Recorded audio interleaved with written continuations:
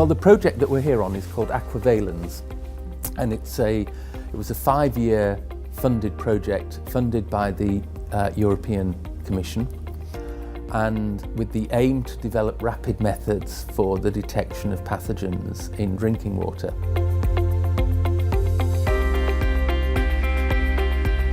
If you do have a problem with your drinking water supply, then the technologies and the platforms that we've developed as part of Aquavalens enable you to make a decision much more quickly as to whether there is a risk to health, and if there is, you can then implement advice to people to boil their water or whatever.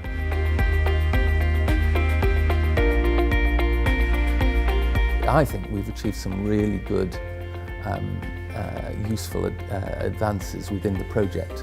And this is against a background of, there's all sorts of other things going on in the world outside our project that has been pushing forward on developing and improving laboratory methods within in water supply testing.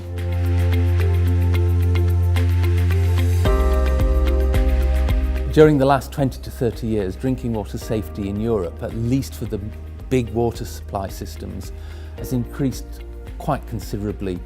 During the 1990s, we used to see very regular outbreaks of waterborne disease, and although we still see occasional outbreaks, they're nowhere near as common as they were 30 years ago. So I think for the big water suppliers, we've seen quite a substantial increase in safety during that time.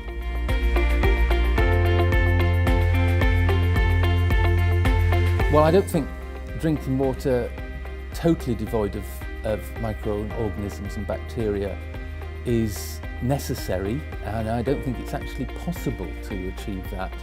I think the main thing is distinguishing between those bacteria that pose a risk to health and those viruses and parasites that pose a risk to health, and the general normal bacteria that are present in many drinking water systems.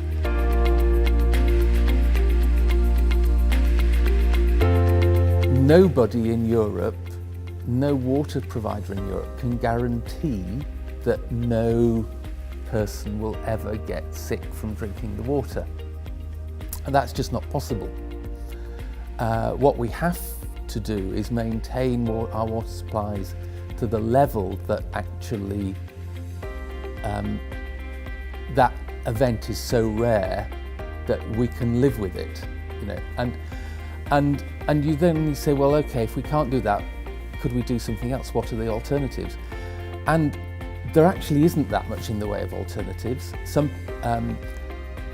There've been, if you would prefer to drink bottled water, there've been outbreaks associated with bottled water as well. So you can't say that that's necessarily totally safe either.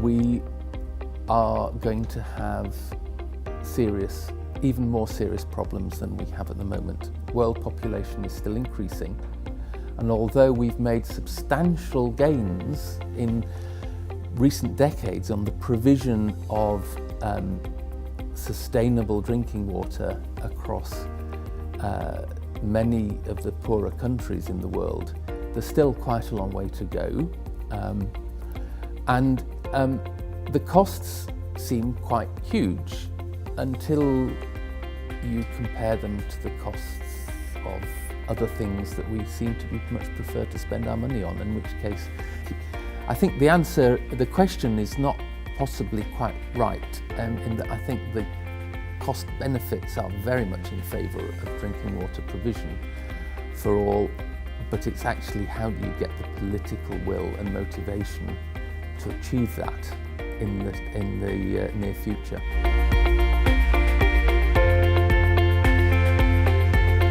We've always been using reused water. If you take your water in London, from the River Thames, a lot of the flow of that water actually has been through previous water supplies. People have drunk it or used it for washing. It's gone back through the wastewater treatment systems and then got back into the river. So in one sense, we've always been using reused water. Having said that, we don't have a choice. We are living in a world where increasingly many of the population, particularly in southern Europe and in North America, that actually we're using too much of the water that is available in the natural environment, and we're going to have to use drinking water that has been reclaimed from wastewater.